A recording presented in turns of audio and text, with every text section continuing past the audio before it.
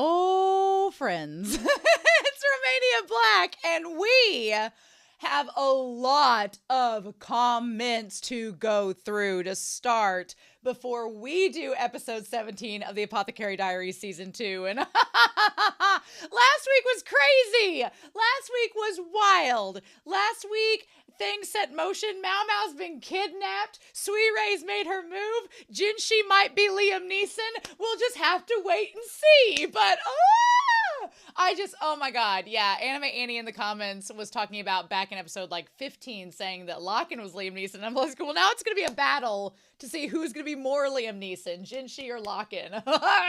So yeah, we got a lot to talk about before we start this episode, so we might as well just get started. My dogs are upset because there's a squirrel outside, so if Huckleberry barks, y'all will know why. But yeah, we got a lot to talk about in this comment section before we start. So this is going to be a long introduction. I apologize ahead of time, but Be Happy has got me on a lot of comments catching up. I feel like this is one of those rare occasions because I did episodes 13, 14, and 15 within like a few days of each other. So people were just flooding in the comments and it was like a big catch up moment. So it probably won't be from here on in, but who knows? So let's just go ahead and start. As we'll start with episode 14 comments. Vero-chan 8046's comment was talking a lot about Aduo potentially showing back up, which last episode happened. It was more to do with Lishu. I thought, though, based on Vero-chan's comment, I was like, so if Aduo is in Jinshi's spot and is in the rear palace, does that mean there's a chance that Lishu will be able to see her, or will Lishu notice that it's her? Is something going to happen with that? I mean, most people probably don't even think about Aduo being there, but because Lishu has such a close tie to her, is that going to be something that comes up? We'll have to wait and see. But I thought that comment made me think of that, so I wanted to bring that up as we get started with this.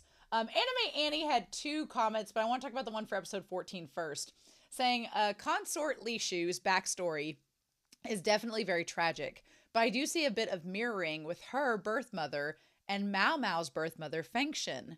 Because of the pregnancy and birth, Consort Lishu's mother was unable to dance afterwards. And because she got pregnant with MaoMao, Fengshen suffered a fall in status within her role as a courtesan, and as a result, contracted syphilis. The difference between Consort Lishu and MaoMao, however, is the former had a more emotional connection with her departed mother in comparison to how MaoMao is about Fengshen.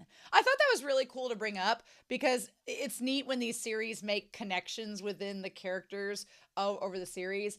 And Lishu and MaoMao having a connection is something that I never thought would happen. But their moms and their relationship with their moms kind of do form a sort of tie. So I thought that was really cool. So I'm glad that you brought that up, and we'll bring up your other comment a little bit later.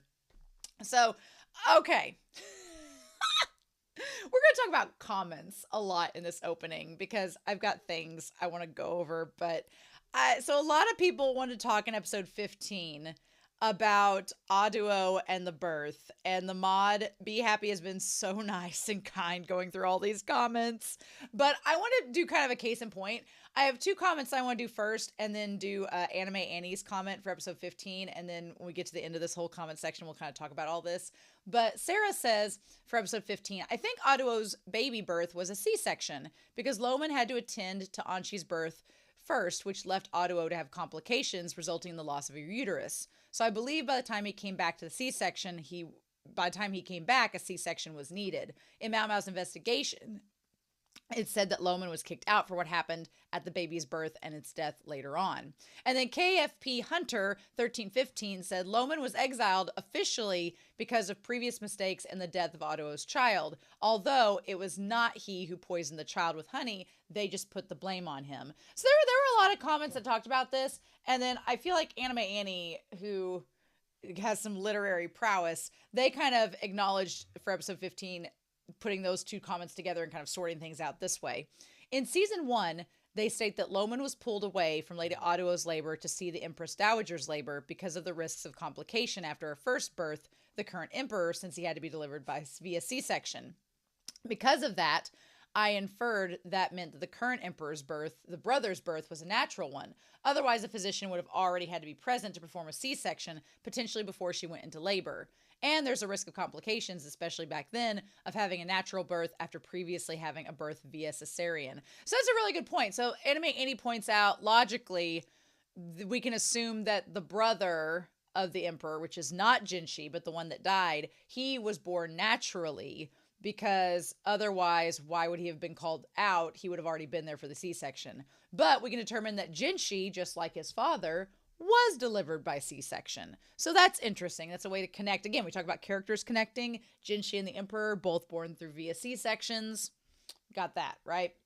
And that's when Aduo lost the ability to have any more kids. She just snuck around for a while for reasons that we'll get into later, I'm sure. And then Anime Annie says, as for the reason Loman was expelled from the rear palace, MaoMao did make some suppositions back in season 1, episode 11, when she confronts consort Aduo's head lady-in-waiting, Fang Ming. MaoMao theorizes that because of the difficult labor, Lady Aduo lost her uterus at that time, and the death of Lady Aduo's baby boy were the reasons for Loman being expelled. We don't get confirmation that MaoMao's theory is correct, but Fang Ming also doesn't refute MaoMao's supposition.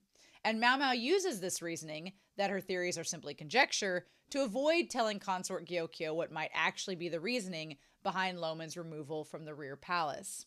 This is something that's going to get brought up later in this opening segment about conjecture, because this whole series is about how if you don't have concrete evidence, you can only make conjecture, but you're not exactly certain until you get the evidence put in front of you. So again, this is just what we think, and Anime Annie does a really good job of pointing out this is just what's been proposed. We don't have confirmation, but it's why MaoMao does the things that she does in episode 15. So I'm glad that you said that. Algum says for episode 15, speaking of Xiaolon, they just started a spin-off manga telling the story from her perspective, which sounds amazing. I kind of want to read that. I'm not going to react to it, I don't think. I don't know if anybody wants me to react to that or if it's even got an English translation, but that sounds great. I don't know if the light novel author is attached to it in any way, so I don't know how well it reflects light novel canon.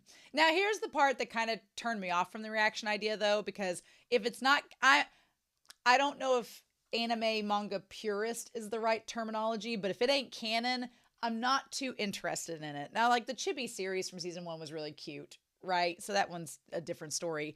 But in this case, I'm like, at first, oh, Xiaolon manga spinoff, absolutely. But if it's not canon, I'm kind of like, I might read that in my own time. I don't know if I would want to, consider it part of the canon if it's just, it reminds me of like, there were some Bleach spinoffs that came with the series Bleach, and I know that because I bought some of them and because I'm a huge Bleach fan, that were not canon. So it was kind of disappointing because then if you really liked the story, you're like, oh, well, it's not canon. It's just filler. So I don't know. But anyway, Algum says, I really like how this episode stresses MaoMao's blind spots with communication. There's her not even realizing that Jinshi's first ask was a reference to the frog event, Gyokyo having to tell her to voice her concerns, and then also having to tell MaoMao to clarify who Loman is, because the first thing she says is the off-putting, he's a banished criminal, instead of the much more important trust building, he's the one who taught me all I know, which is the whole reason Gyokyo wanted her in the first place. So yeah, I do agree with that this episode 15, was a very good way of showing that MaoMao is somewhat of an unreliable narrator. We've learned throughout this series that she knows things that she doesn't let on that she knows until later. She doesn't tell full truths. She's in denial about things that she even knows are correct. She is not knowledgeable about things that we, the audience, know. Or if she is knowledgeable, she sometimes doesn't acknowledge it until the last minute. So MaoMao's not exactly somebody to follow in terms of, oh, this is the appropriate communication and all that. But I am glad that the show gives us these moments so that we can come to that conclusion, right? So I thought that was really good to bring up. So thank you, Algum. Ashley Pinn for episode 15 says, while I do agree that Jinshi does need to see that MaoMao is just closed off with her feelings towards mostly everyone, so he shouldn't take it personally, I also think he's trying to get MaoMao to see that the social gap between them isn't as big of a deal for him as is for her. I love this comment, so let's continue with that train of thought. I love this. MaoMao said back in the cave, he's my superior and I'm his servant. Nothing more, nothing less. MaoMao feels like asking Jinshi, someone much higher up on the social ladder than her, for a personal favor would be a massive breach of protocol. So she twists it to make it seem work-related instead, since that would be the more acceptable angle for the request. It's kind of like the difference between telling your friends that you can't come to an event because you're helping a friend move, and then telling your boss that you're a day sick because, saying I'm helping my friend move would probably get you some side eye from your supervisor. But Jinshi wants MaoMao to see past the class division between them and approach him on a more casual term, but she just can't seem to get comfortable with the idea. And we talked about this last week with episode 16, that I completely agree with what Ashley Penn is saying. I believe that MaoMao is still in the mindset that she's less than what she is, and I'm like, but your dad, but your great uncle, but the emperor has asked you for favors, but Jinshi. I'm like, I appreciate that Jinshi is trying to be like, but no, you are not a lowly servant girl, and we're kind of on equal. You sat in my lap and argued with me in the cave. Like, let's be real. So I really like that Jinshi is trying to say, no, you and I are on the same level. We're on a similar level. You just don't want to, accept it yet yourself. I really liked that. So that was an awesome comment, Ashley. Thank you so much. Alex Cornejo says MaoMao does have permanent scarring and a high healing factor, so she might indeed be the Deadpool to Suirei's Wolverine. That gave me I'm like, yes, please. I just need ashes to play. That's all I need. Alex Cornejo says, last season she was the Sherlock to Suirei's Moriarty, and Jinshi now has a rival ship in his territory, and he might have shot his shot too early with Yax Bezor, because now he doesn't have anything to counter Suirei dangling the resurrection drug to conquer MaoMao. That blew my mind. We went from a few episodes ago going from people making fan fiction of Jinshi and Suirei. Here's the thing. We joked a few episodes ago in the discussion that the servant girls were making fan fiction of Jinshi and Suirei, and I was like, well, MaoMao wouldn't care anything about that. She'd be like, oh, that's an interesting read. I'd like to read it sometimes. She'd be totally fine with that. But the moment that you suggest a Suirei and MaoMao fan fiction, Jinshi's like, now hold on a second. He would have issues with it. He would not be chill with that at all. So I think that the disconnect there is hilarious. On a more serious note, when she talks about them to others, MaoMao is clear and precise in how she calls Locke her birth father and Loman her adoptive father. But it's super sweet that in her internal monologue, she just calls Loman her dad and the best doctor in China, which he might very well be, but it's got a real elementary school kid energy doting on her father like that. And that made me think, oh, well, you know who else in episode 16 liked to dote about his wife and daughter? Lock-in. So MaoMao is acting exactly like Lock-in when it comes to people that she cares about. The thing is, the day that MaoMao dotes on Jinshi is when it's over. The end of the series, the moment that MaoMao dotes on Jinshi, done, over, ending. If MaoMao ever gets to a level where she is as affectionate of Jinshi as Lock-in and Jinshi are affectionate of her, it's over, done, sealed the deal. Which I don't know if that will happen, because MaoMao does have a lot of affection in her, so as her mom. So I don't know if it's going to go that route, but I just think that is amazing and hilarious. So thank you, Alex. Okay. Icy says for episode 16, Loman is so nice, and this episode definitely made me like him more. He reminds me of Shi Lien from Heaven Official's Blessing, which I agree with. Definitely the ideal parent for troubled kids. But I also want the tragic old man Yowie. I mean, you haven't seen this man in 20-ish years, but you can recognize his teaching and handwriting immediately. Truly best friends. I want a spinoff. I would read a Dao Jinshi right now of Loman and other man eunuch. Like, give me that, please. People in the fandom like making alternate universes where Lock-in raised MaoMao. Usually they come to the conclusion that MaoMao would be evil. Not in a Sheen or other concubine who died kind of way, but in a bored genius that causes chaos kind of way. Yeah, MaoMao, if she was raised by Lock-in, like the Gremlins, just nope, we needed Loman to watch after her, or she would have made something explode. I have no doubt. So Anime Annie comes back for episode 16 and says, for how I remember to pronounce Bossen's name, think of how a sheep goes. Ba. That honestly helps me out so much. So thank you. I guess I'm just used to when I think of basin, like, like you hold water in, and that just makes, for some reason, it feels right. And I was like basin, but it's Boston. So I'm going to take Boston, like Baja Blast. Boston Baja Blast is how I'm going to remember his name. Now here is where we're getting to the part of the comments that Romania has to be like, okay, y'all. Because I've got a few for episode 16 that I want to go through here and read out to y'all first.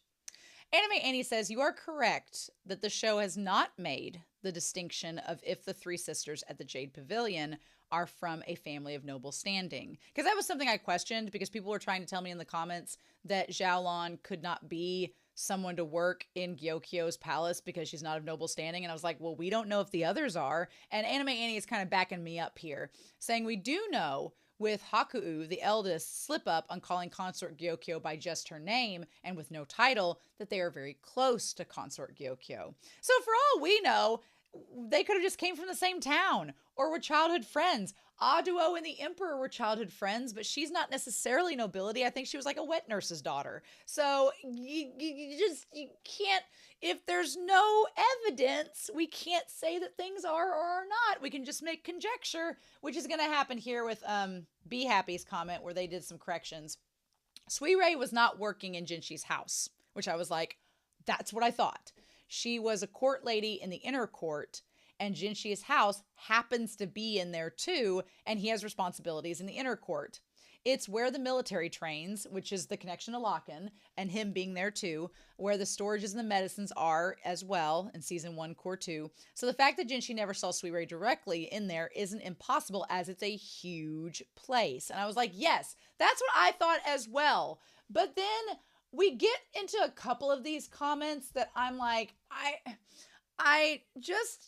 I'm going to read these two to you. I'm not going to say who they're from, but one person was like, I'm pretty sure that Shisho is colorblind and was tricked into unconsciously admitting it by Locken thanks to the color of the grape juice. At least that's how I interpret the scene, which I said in the discussion that I interpreted it that way too, but I didn't want confirmation because I want the show to tell me. And I know this is this person's interpretation, but they said all of that first, and I went ahead and read it, and then they said it was their interpretation. And then there was another comment that was like, I'm not sure why you think Feng Shin died. MaoMao said she wouldn't last long, but I had assumed at least a few years. I guess Locken, seeming to be in good spirits, convinced me she was still alive. But I suppose it could be an act. It seemed genuine to me, though. And I'm like, again, I said in the reaction and the discussion that I didn't want to know for sure. I wanted the show to find out and tell me. But also at the end of season 1, there were so many people that were like, that means a funeral. That means a funeral. That celebration means a funeral. It's probably a funeral. She's probably dead. And I was like, okay, I'm going to assume you all are correct then. So I'm a teacher. And media literacy is very important to me. So if you're anime only and you figured out a theory and a plot point before me, that's cool. I'm fine with that. But I am going to have my mods from here on in super spoiler flag for me, because I don't want to read theories that end up being true or becoming true. I mean, if you had called it before it happened, that's awesome. Good for you. But I don't want to read it because so many times I've said I want the series to let me know whether something is true or not, and I want to figure out for myself from the show and not from a comment. I mean, I want to talk about the episodes and about the characters, and so many of you are amazing at that. But Be Happy told me this last episode, she was like, I couldn't let you read so many comments because they were just incorrect information that was not right, or that you were trying to convince me was the correct information that's not true. Or they were theories or headcanons that did end up being true. And she's like, I know you want to find out from the show, so you don't need to read that. And I'm like, yeah, I just want to talk about the fun stuff, but we'll see where the show takes us on these things. Because yeah, if Shisho ends up being colorblind now, that comment just kind of confirmed it for me. And I'm like, oh, so I don't have to think about it anymore. Well, that's not fun. And then if Function ends up being alive, it's like, well, I had a cool theory, but people are like, why are you dumb and thinking that? And I was like, let me have fun with the show. I want to keep reading the comments for this series, but I want to talk about things that are in the episode, like the symbolism and stuff like that. But at the same time, I don't really, I want the show to confirm or deconfirm my theories, not the comments. So this took 20 minutes to get through, but that's kind of where I'm at. So hopefully you all understand. But if I don't read your comment and I just say thanks, that just means that I just couldn't read it because it's potentially giving something away or trying to sway my opinions about something when I want the show to do that for me, not the people commenting. So that's just where I stand on that. Anyway, 20 minutes. Oh my God. Whew, I'm glad I got that off my chest. That's just been bugging me the last few days. So I'm like, okay, I want to, we only have so many episodes of season 2 left, and I want all the surprises. I don't want to be spoiled. So I want to go into this and see what we get. So with that in mind, I am starting in 1:28 because I skipped the OP because it's still not been, nobody said it's safe yet. So that's what I'm going with. So I'm like, okay, we'll just work with that. So it's a gloomy, rainy day, and I'm ready for some Apothecary Diaries. So we're going to start episode 17 of the Apothecary Diaries, season 2, episode 17. And we're going to do that here in 3, 2, 1.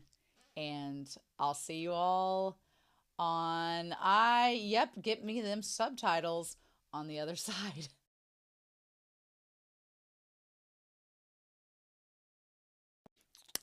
Well, I had to go like refill my coffee, bring Whiteboard Coon out, heat it back up. Oh my God. So Romania, how did you not know? I just see the comments now where people are like, how could you not know that they're related because they have the same name? 1, because they don't look alike at all, which we're going to talk about. And 2, I'm going to blame me watching and reading Danmai as the reason why Suirei and Shisui did not really make much of a difference for me in this case. And I'm going to tell you why, because I'm watching Word of Honor, for example, right now, and there's like characters whose names are Weishu, but then there's a character who's like Joju that are not at all related whatsoever. And it's just like the Zhu like syllable is just a common syllable in their name. So when I saw Suirei and Shisui, I thought those are really similar names, but then again,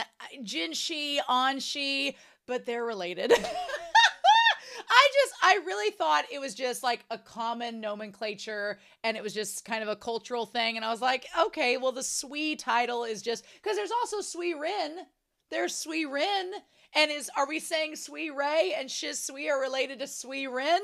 We don't know, but probably not. So I'm like, I hadn't thought of them being sisters, and they might be like, found family sisters. They might not be biological sisters. This could be like a found family thing. We don't know yet. I'm going to preface this for you all. A lot of this theorizing that's going to go on Whiteboard Coon back here is going to be totally conjecture. We don't have a lot of information about Suirei and about Shisui's relationship at all. We just found out this episode that they're sisters, supposedly, but we don't know if it means found family because the little boy Kyo, who's with them, looks nothing like them either. So it seems like a found family situation, but why is the envoy there? What are they doing there? What is happening? This episode was called Fox Village, so the village they're at there is the Fox Village. Well, Locke is called the Fox. Is this connected to him? Like, just there's a lot to unpack in this episode, and a lot of this is going to be my opinion. But again, we're going to let the show tell us next episode and the rest of the season. I feel like the rest of the season is going to be complications with Gyokyo, because thank God Loman's there. Thank God that they got Loman there before MaoMao went missing. That's all I can say. I feel like the rest of the season is going to be complications with Gyokyo and Jinshi trying to find MaoMao and where that's going to lead us. I feel like all of that is in the works and what's going on and what's happening. I wouldn't be surprised if the season finale was Gyokyo having the baby and seeing if it's a boy or a girl. I would not be surprised. And then, and going from there. And it could be another girl. And then we have Li Hua to worry about. So we'll see about that. But yeah, we'll see. Or maybe it's a boy and then Li Hua has a boy and we have a whole new set of drama with that episode. But yeah, so MaoMao is who they're looking for. So I want to bring up a couple things. The good news for MaoMao is she seems to be in the most friendly hostage situation of all time. Like, it's like, but you know what? Again, that goes back to Danmai. I watched the Danmai Modao Zushi years ago, and in that series, the person that took one of the main characters hostage was like the most gracious of hostage hosts, and I was like, what is this? And but that's how it was. So if this is paying homage to that trope, then sure. My Western self is not used to such courteous hostage holding, but I was expecting Liam Neeson taken, and instead we're like, would you like some tea while we take you away per boat? Okay. I also think it doesn't hurt that MaoMao is probably the most calm hostage to ever be taken, because MaoMao draws a lot from Loman, which we talk about in this episode, and how it does you no good to panic, so you're not going to be on your game if you panic. So MaoMao's like, the only thing I can do is just play it cool and see if anything I do can help Jinshi find me. So the stakes, of course, is that if Jinshi is going to have to quote unquote punish MaoMao if she does not return, unless there is a due cause. So essentially, here's the problem. Shisui and Suirei are going to be in the shitter if MaoMao wants to be safe, which this episode was very weird because Suirei, who has been very menacing this entire time, does not give off very menacing vibes in this episode. And Shisui, for all she is and being cunning, does not give off such vibes either. So it's like, what do we do with that? So, now the reason why MaoMao was taken, and I'm just going to put MM here, the whole reason why she was taken to begin with was because she had outed that Shinlu was possibly, although Suirei kind of confirms it for us, was possibly giving poison tips against Li Hua, which is a problem. You can't try to poison one of the consorts. That's no-go. And so that leads us to believe that there could be, again, this is conjecture, there could be a connection between Shinlu and Suirei and possibly Gyokyo getting poisoned as well. So right now, there is this, and I'm going to, hopefully you all can hear this. There is this connection. We have Gyokyo and Li Hua and their poisoning.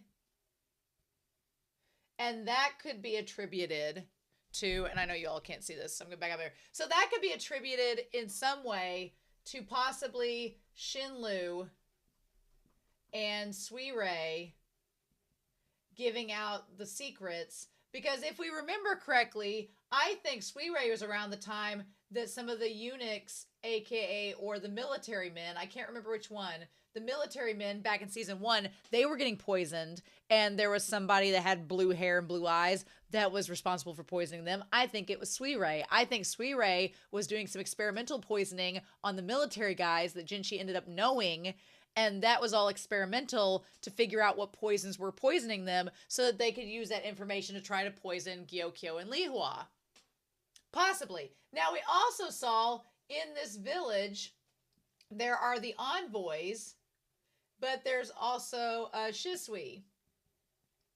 So, if the envoys are there, that makes sense, because if the envoys are where Suirei and Shisui are from, they have a stake in the royal family and securing it from Gyokyo and Li Hua. Because let's remember, Li Shu ain't taking the throne. Li Shu is not, Li Shu's over here.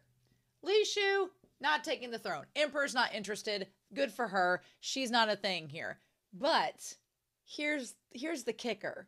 So the envoys have a stake. If Gyokyo and Li Hua are out of the way, then they could come in and say, oh no, two of your consorts that just happen to have gotten poisoned and are dead. Oh no. Why, who could possibly fill in the role of these two consorts? Could it be me and my cousin, who there just happens to be two of us to fill those two vacancies? I think it could work. Like, it just seems like that would be a plot point of them being there. But then you would think, why, what about Lolan? Lolan's still around. Well, no shit, Lolan's still around. Because what if Lolan and Shisui are the same person?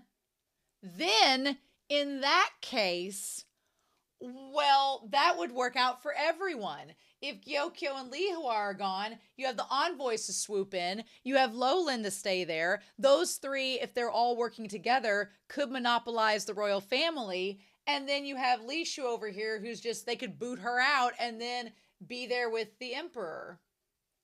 And da-da-da-da, call it a day. So, again, I don't know if that's what they're after. I don't know if that's the case. There's a lot that we still don't know that doesn't quite add up. Like, for example, is the Fox Village. MaoMao thought that it was in the north, but at first she was like, well, I don't know because it's very humid, so what does that mean? But then she found out it was where like a hot springs were, so she's like, oh, well, that's why it's humid. So if it's in the north, it's in the same place that Lolan is from, so thus it could make sense that they're there.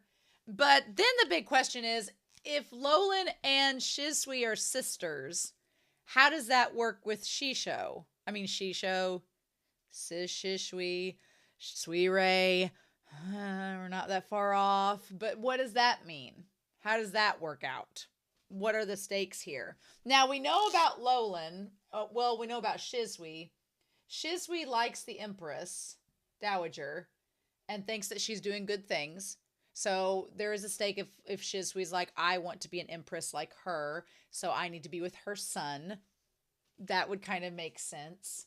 And she has that sense of justice to her. Suirei does not seem to be interested in being of the royal family. Although, we're going to talk about that in a hot second. But she wants to be empress. And then, you know, she probably wouldn't care to share with the envoys if like, or she could be like a praying mantis and get rid of the envoys after they get in power. Who knows? But then the question is, how is she and Suirei sisters? Are they, is it like a found family thing? If we assume that Shisui is not Lolan, and maybe it's a found family thing, maybe she just happens to look like Lolan, and it's all been a big old coinky-dink, and there is no, they're the same person thing going on. Because here's the deal. Shisui is back, like has traveled back to wherever the Fox Village is with Suirei. So if she is Lolan, that means either there is no Lolan there right now at the Royal Palace, which seems like a pretty big vacancy that would be noticeable, or we got a Padme Amidala situation and one of her handmaidens is posing as her while she's gone. Which could be the case because, I mean, they have so many ladies in waiting and she's known for changing up her style and everything. They may have found somebody that looks like her and put her in costume and said, just pose as me while I'm gone. Or here's the thing. There could be a panic going on and maybe Shisui, I guess my question is, if Suirei knows that Shisui is posing as Lolan, why would she take her away? Because that would be a huge risk. So that would be a big risk of taking her away. So why do that? That is my one concern is if Lolan and Shisui are the same person, why would Suirei take her away? Because that seems like a big breach in, but who's going to pose as Lolan and will they notice? And then that'll give us away. So I don't know. That's the one part of it that I'm like, because let's backtrack a little bit. Suirei said that Shisui had to come with her because she was a witness. And she used, honestly though, she used Shisui as leverage. She used Shisui as leverage to get MaoMao to go with them. My question is, why didn't she get to the secret passageway and just leave Shisui there with Shinlu? But then maybe Suirei did not think, Maybe Suirei was not convinced that she could get MaoMao by herself into the brig and into the ship. She needed Shisui to follow her as leverage to make her comply. I guess that's the case. I guess that's why she had to do it. She needed some way to get MaoMao to follow along and comply, and Shisui was the only way to do so. Which shows that Suirei was not just banking on MaoMao following her for the resurrection medicine. She was using Shisui as the bargaining chip. I guess that makes sense, but then that leaves the question of, I guess MaoMao has to go with you because she knows too much, and if you leave MaoMao there, your plot won't get to advance. Whatever that may be. I hope we find out next episode why she's there. Why take her to the village? Why not kill her? Why use her as a bargaining chip? Because that's what MaoMao has been taken hostage. And Suirei knows that MaoMao's dad is Locken. When Locken finds out his daughter is missing, I do not feel for you, Suirei. I don't think Suirei has both Jinshi and Locken knowing. If either of them find out, and if Jinshi and Locken form a truce to work together to go get her, all hell.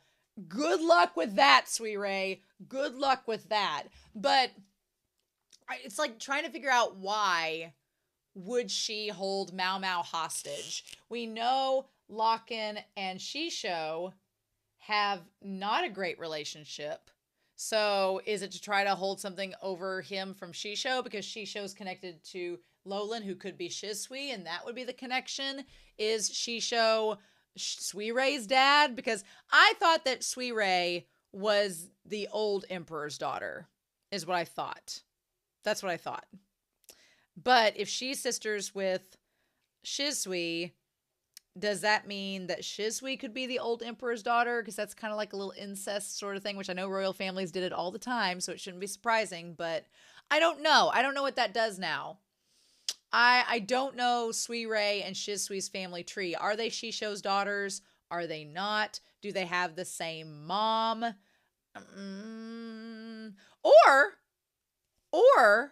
Ooh, this could be something. What if Shisui is the daughter of one of the women and Shisho, but then Suirei, they're half sisters, but then Suirei is the daughter of one of the women and the OG emperor. That would make them both related, but would make where Shisui, if she's Lolan, is not biologically related to the emperor. It's just they both have the same mom. And then, but you might be asking, well, why would Shisho get with a woman that had an affair or a deal with the emperor? Wasn't she resigned to stay in the rear palace and not allowed to leave? Well, we know that Shisho, he visited a lot back during when the OG emperor was around. They constantly visited one another. So what if Shisho visited the rear palace, fell in love with her, found out that she had been assaulted by the OG emperor, and he was like, what? How dare he? What a awful guy, blah, blah, blah. But then he was like, but we could have a kid, and our kid could marry the OG emperor's son, and then I could take my place. But that, no. Because then Shisho, you would think that Lolan's mom would be there with Shisho and not Suirei's mom in the rear palace, if that's the case. So then I'm almost like, are they even related? Or is the title sister just sort of a like, hey brother, like two military guys being like, hey bro, yeah bro? Is it kind of just like a formality title or like a familiarity sort of situation? I don't want to know from the comments. The show is going to tell us. It just is, but we have like 7 episodes left, so we have plenty of time to find out all of the secrets. But that's so interesting to me. You say. Okay, so, but there's so many reasons. Like, I feel like them taking MaoMao as a hostage seems like they didn't have much choice because they didn't have much choice, because otherwise MaoMao would have spoiled all of their plans. We don't know what their plans are yet. We have to find out from them here in the future, but they've taken her. Why they didn't kill her, it seems like they just want to use her as a hostage. And maybe Shisui really likes MaoMao and convinced Suirei not to kill her. Maybe Suirei is like, you seem to have some talent. I don't want to spoil that. So I just don't know why they've kept MaoMao alive or what the point is. But Jinshi's like, you know, we have to figure out where she went. If she remains missing without a cause, I'll be forced to punish her, which I don't think is going to happen, because I think we're going to find out that all this is connected and MaoMao's going to get off without having to be punished. Also, when Jinshi, oh my God, when she's wearing the hairpin,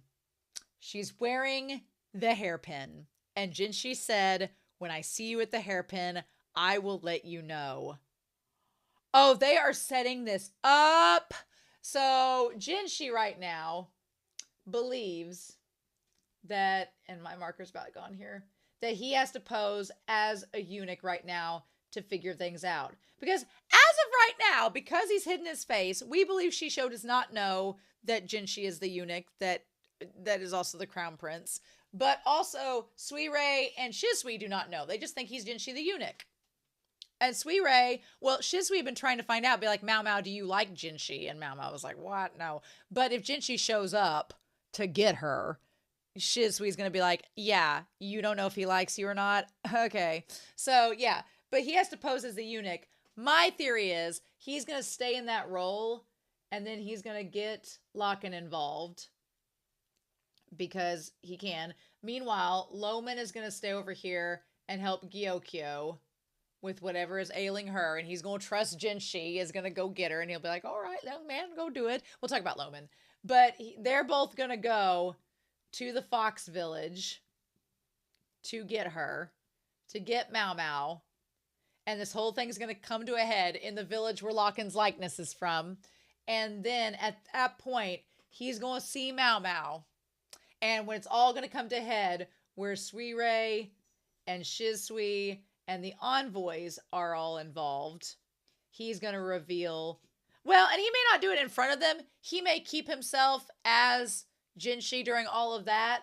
But when it's all said and done, I think that by the end of the season, he's going to see her with that hairpin and he's going to reveal who he is to her to confirm it. And she's going to be like, well, shit. I'm hanging out with the royal prince. You're like, you do. So I think that that's where it's going to end. I could be wrong. I will most likely be wrong. But the fact that she has that hairpin with her, I'm surprised Suirei didn't take the hairpin, because Suirei, with those Wolverine claws, should know that MaoMao could take that hairpin out and stab somebody with it. But I guess Suirei is just under the assumption that she won't do that. But yeah. And so he's like, we have to find out where she is. And at first, he goes to Lowland and sees him and Guan. And I just can't believe Loman is finally meeting Jinshi. I cannot believe it.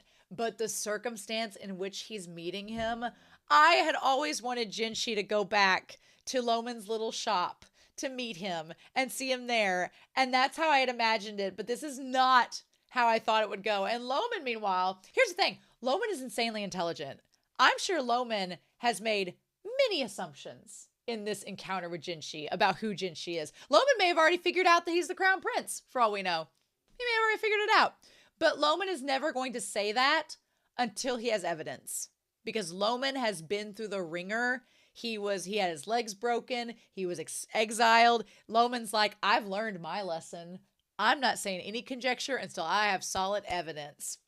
Until that point, I'm just going to work behind the scenes. And I love how calm Loman is. And he's so chill. And he's like, look, it's not going to do us any good to not be cool. So we need to just calm down and be rational about this. And at first, she's like, yes, I can be calm. But then he does the Mr. Darcy, like, fist clench, where he's just like, that fist clench is Pride and Prejudice levels of yearning. And I'm like, oh, Jinshi, I'm so ready for it. So we find out Silvervine. Is used to get the cat, and it's basically catnip, but it's also used in teas. Also, the one point where Jinshi is like tapping his finger, his nervous tick against his face is great. And Gao Shun is like, hey, how about we calm down? Because here's the deal. there were several moments in this episode where Jinshi kind of dropped the mask. Jinshi dropped the mask of being Jinshi, the impressive noble eunuch, and revealed that he is very concerned for MaoMao and is a young man. And I think that's so fascinating that he constantly dropped the mask. And I'm like, oh, Jinshi is very lucky that MaoMao takes after Loman and is super calm, because she is an anchor for Jinshi, who is not calm whatsoever.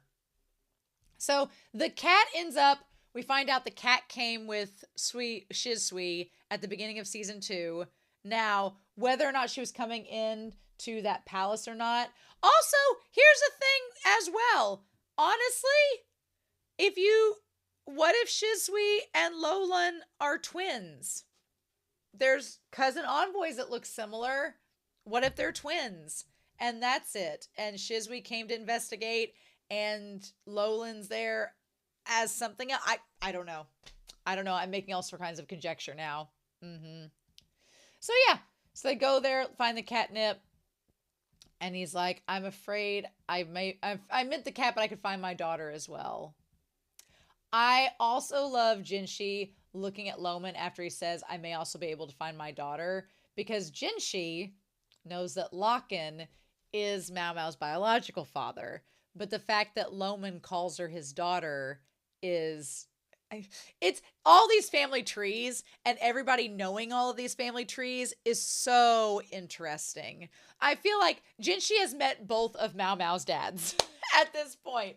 She's met both of her fathers, and he's like, okay. And I feel like Loman is accepting of Jinshi, but seems to recognize that he's young and impetuous. Locken just wants to just be a little shit to him, which is hilarious. I want to see Loman and Locken meeting, but I doubt that's going to happen, because I feel like Loman's going to be helping Gyokyo and is not going to see Locken. Whatever. I like Gaoshin being like, what's the point of searching for the cat? And he's like, yeah, it's good medicine. Let's go. I also love that he's like, MaoMao, where are you? Meow, meow. Gaoshin's little meow is so cute. It's so adorable. I love it so much. And he's like, I'm going to pretend I didn't hear that. I love Jinshi just being like, oh, don't pretend I didn't hear that. So while this is going on, while they're looking for her and doing all this, Jinshi got Aduo to go meet with Lagai. All the family's all here. Everybody's here, gathered for season 2. Can you believe it? I love it. I'll pretend I didn't hear it. And that's when they find it on the north side. I can't believe they were so close to the track door and everything. They were so close to the warehouse where the secret passage is, and they only found out about it at the end of the episode, which they could have gained some more time back, probably. So meanwhile, Loman's like, well, he says, there was stuff that was built from before. It looks like she rushed through that one. What did he say here? He's like, aren't you worried? And he says, I am worried, but I can only do what I can do. And that's when he says, being overly concerned and unable to perform my duties would be no good. Besides, there was a point in time where she went missing for over a year. And that's when Jinshi looks very sad. Because again, one of Jinshi's biggest heartbreak moments is knowing that he separated MaoMao from her family, and that she was working really hard when she finds out Loman, who loves her very much, had no clue where she was. So he obviously feels guilty about that. And Jinshi feeling guilty about that and looking so sad around Loman. It's such a sweet moment, right? He's like, those two really are alike. And that's when he clenches that fist even more. He's like, I've got to do what I can, but I have to do it as Jinshi the eunuch. He's like, okay, I have to track MaoMao down as Jinshi. And then once he sees she's got the hairpin in, then all bets are off, right? So that's when they come to the conclusion that it could be Shisui. Shisui, which is the name of a servant girl who hangs out with him a lot. And he's like, well, there was also another person with Sui in their name. And he's like, well, shit, she was somebody who was even more terrifying. And he's like, we have to find the servant girl Shisui. But there is no Shisui. There never was a Shisui. Ooh! Now, here's the problem, y'all. Here's the problem. We have Suirei guard. It should have been more obvious that Suirei and Shisui were in cahoots on the boat, because Suirei was watching them. maybe thinking that Shisui might let something out on accident, and she didn't. But interesting. Basically, Jinshi has a lot of things to worry about. Not only that MaoMao is gone, but now you have Suirei, who is considered the sister to Shisui, and they both have connections to MaoMao, who has a connection to Jinshi. But who knows, if Shisui's actually Lowland, she might be tried to like go off with Jinshi if they find out that he's the emperor's son. And so then, like, is this wicked? Is it wicked except that the roles of Elphaba and Glinda have changed? Is it, instead of Elphaba and her sister Nessa Rose, it's Shisui and Suirei, and then MaoMao, instead of being Glinda, is Elphaba because she ends up with Fiero over here? Is that what this is? Is that what this is? Is that what this is? I hope you're happy now. Can I have this? Can somebody do this edit? We have Wicked. I mean, what I was getting at was that Jinshi, was worried about Suirei and MaoMao. Now he has to worry about two women trying to form a Yuri relationship with MaoMao. And he's like, I'm over here trying my best. God, that's so funny. That's so funny. But the moment, of course, when, Shisui puts her head on MaoMao's shoulders is very sweet. Again, I don't know if Suirei is keeping MaoMao alive because of Shisui's request. If Shisui met up with Suirei and was like, please don't kill her, she's my friend, and Suirei's like, fine, then you're gonna let us kidnap her and bring her here if you don't want her to die. And it's like, okay. Or I don't know what the point of bringing MaoMao with them and not killing her is. And I guess we're gonna find out. But also, Shinlu did not do a very good job of watching MaoMao and keeping her from doing anything, and neither did Shisui, because they didn't notice her using alcohol and hiding that note away. They didn't notice at all. We'll see. So anyway, but they were taken by boat, which would make sense if they went by boat to go to the north side where Lowland and Shisui and them are from. I did love the moment where she like held her hand and everything, but why was she so concerned during that point? Or was she just taking advantage of MaoMao in that point? I don't know. But again, they even have the pink and green like Glinda and Elphaba, except Glinda's sister's Nessa Rose instead of Elphaba's. That's literally what it is. They even have the color scheme. They're even around the same height, like Ariana Grande and her. I just, It's there, right? It's there. She's like, we swapped ships twice and we're on a river. I guess they're assuming that they're doing all that so MaoMao doesn't know where they are. But MaoMao's pretty clever. It felt like we were going north. She's like, I wonder if there's any weird plants. So we find out that Suirei is terrified of snakes. We don't know why she's scared of snakes in the grass. If she's maybe been poisoned by one or knows someone that's been poisoned by a snake. She's obsessed with this resurrection medicine. So we don't know what the deal is. But then she's like, what feels out of place is the fact that the two of them are side by side. So she grabs the snake and throws it at her. And Suirei freaks out. But when she freaks out at the snake and goes back, Shisui immediately tosses the snake away. And that's when MaoMao's like, yeah, why would you do that unless you knew her? And she calmed her down. Yeah, unless you knew her. Although Shisui and Suirei both have like really wavy hair, so that's interesting. And MaoMao's like, oh wait, sorry, I didn't mean to cause a panic attack to you. But she's like, you two know each other. And then of course Shisui's like, you figured it out. The question is, how do they know each other? What's the deal? And they know that she's Locken's daughter. So, that makes so much sense now. They talked about the cat. Back in episode 1 of season 2, Shisui was looking for the cat because it came out of the passage. Now that all makes sense. That all connects together. She's like, you're so sharp, MaoMao. That's why you did it, to confirm. My sister hates snakes and the like. She's like, I told you your name was too straightforward. Well, nobody else noticed. Ooh, interesting. So yeah, Are they related to Suirei? Who knows? Are they related to Shisho? Who knows?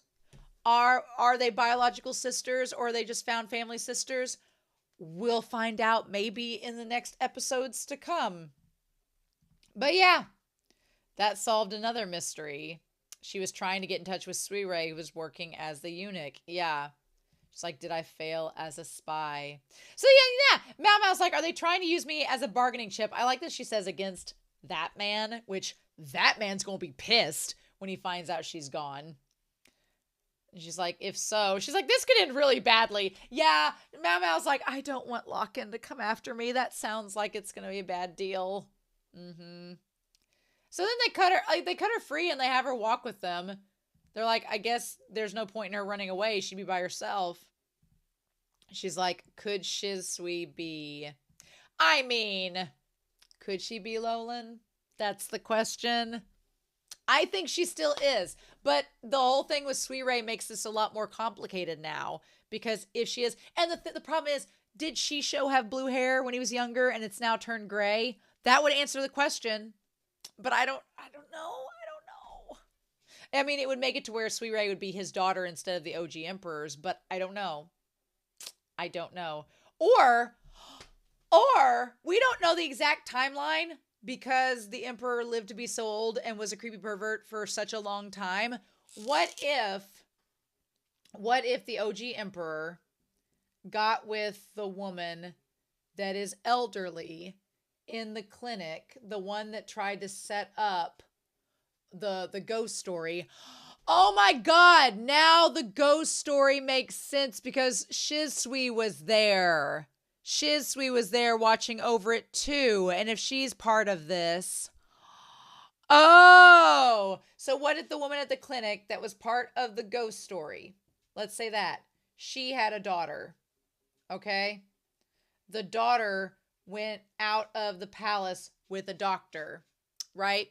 What if she became the mom of Suirei and Shisui with Shisho? That's not unreasonable to think. Because if let's say the woman, she had a daughter, let's say the woman was like 15 and he was like 20 at the time, right? He didn't die until he was like in his 60s. Right? That timeline's still murky. But that one, if she had the daughter when she was 15 and the daughter grew up and let's say she was 20 when she had Suirei and Shisui, who are now 22, that would make her 40. That'd make this woman 55. That's legit. That's legitimate. That would be in her 40s with Shisho, who's in his 40s too. That will work. These people are having their kids when they're young in this series. That would all add up. That would. So what if Suirei and Shisui are the daughters of, what if they are the granddaughters of the OG emperor?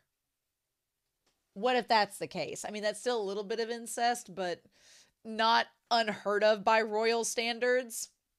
What if that's the case? I don't know. That might make more sense.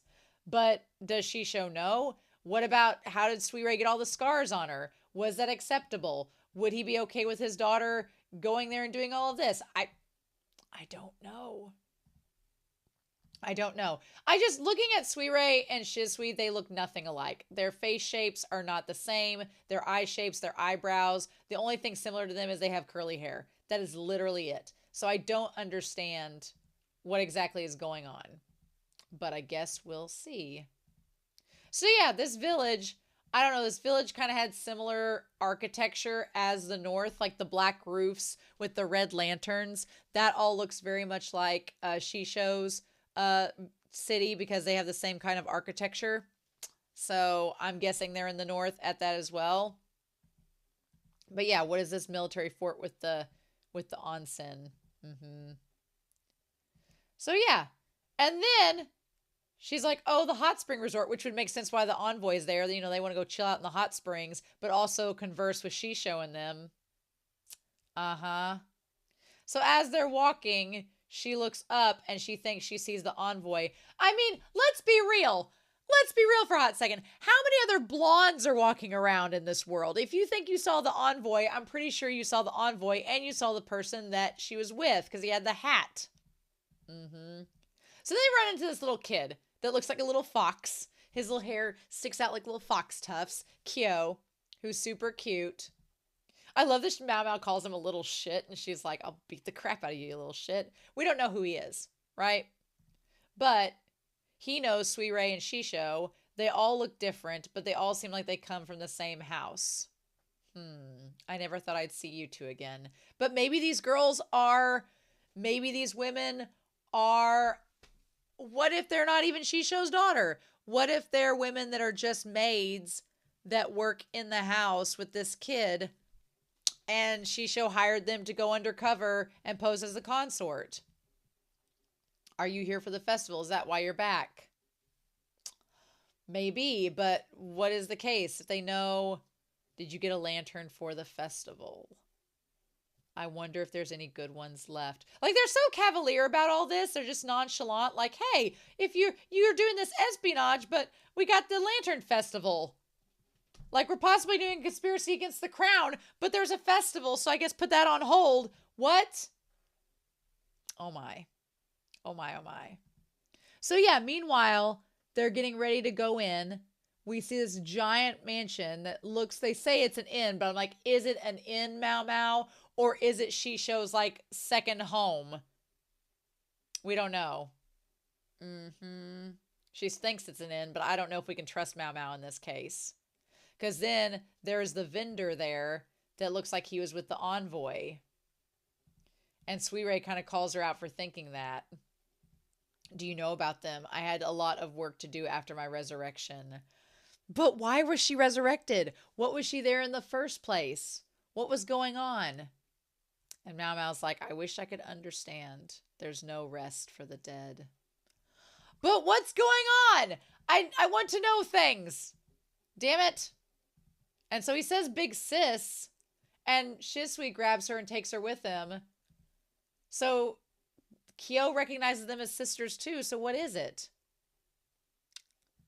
I want to know what's happening. So we have the lantern plant. We have the wheat stuff. The wheat stalks. That was a thing in season 1. Wheat was a thing. And then there's all these fox masks. Interesting. Huh. So what are we doing with the lantern plants? And what are we doing with the fox masks? And why do we have the wheat stalks? I mean, are they going to do fireworks? Interesting. Okay. Interesting. I like he does think the maid, and then MaoMao's like, well, I guess we can upgrade him from little shit to like a kid. He says it hurts, big sis. I'm curious. She's like, we'll just upgrade him to brat. I'm so curious about all of this. How long have we been away from the rear palace? That is a good question, because they went by boat, we don't exactly know how much time has passed. So how long have they been gone? When are these two timelines going to converge? That's a really good question, because right now, the stuff having with Jinshi and Gaoshun in them, how long ago was that compared to where they are now with MaoMao and Suirei and Shisui? I mean, the moon there is in like 3/4, so I guess if we see the moon where MaoMao and them are, we'll know. Right? I don't think the moon is shown when they were traveling by ship. I don't think that we got to see that. I think it cut immediately to the bottom of a ship. It did. We didn't get to see where they were. Well, shit. Damn it. I guess we'll know then. A shrine near the bushes where the paper was, and there was an unused waterway that was a secret passage. Okay. And one of the eunuchs went missing. And regarding the servant named Shisui, there was no such servant in the registry. So I guess, Jinshi, at least you don't have to worry about MaoMao leaving under bad circumstances. There was a reason she was kidnapped. So Jinshi's like, well, crap. And just now, before they can go and do things, Gyokyo is in trouble. So now is it going to be a thing of does Jinshi stay behind and help Gyokyo get through her deal, or does she put Loman on the case and then go after MaoMao? What about Shinlu? She was left behind. Are they going to question her? What about Xiaolon? Where has she been during all of this? Is she tied up in a cellar somewhere? We don't know. What is Locken going to do when he finds out all of this? Why have they taken MaoMao away? What's the point? This is going to be the longest wait till next week. And I'm not here for it at all. So, look, I know it's going to be very difficult for you all to comment without correcting me or explaining what's going on. I promise you I will figure it out. Your girl will maintain that she's going to be smart enough to figure it out. Don't you worry. Don't you worry. But if there's anything else you want to talk about, like Gaoshun meowing or the possible triple threat against Jinshi right now, which is everything with Mao. Jinshi not only has to compete with Suirei and Shisui for MaoMao's affection, he also has to compete with Bezors as well. So Jinshi's just losing out against everybody, you know? So this series, it's picking up. Okay. Be happy. I don't envy you. Anyway, I'm excited to hear your thoughts if they're not spoilery, and looking forward to hearing. And if you do leave a comment, here's the thing. If you want to leave a comment that talks about spoilers, just spoiler tag it so that I don't read it and so that the mods know not to let me read it. That's totally cool. And if you want to leave fan theories, that's fine. I just may not be able to read it. I just may not. If you're anime only and leave theories or headcanons, I just may not be able to read them. But that's okay. So we'll cross these bridges together. But in the meantime, I hope y'all have a wonderful week. Please stay safe. Take care. And buddy, next week feels like it's going to be a week of reckoning as we have episode 18, episode 42 altogether of the Apothecary Diaries. Bye.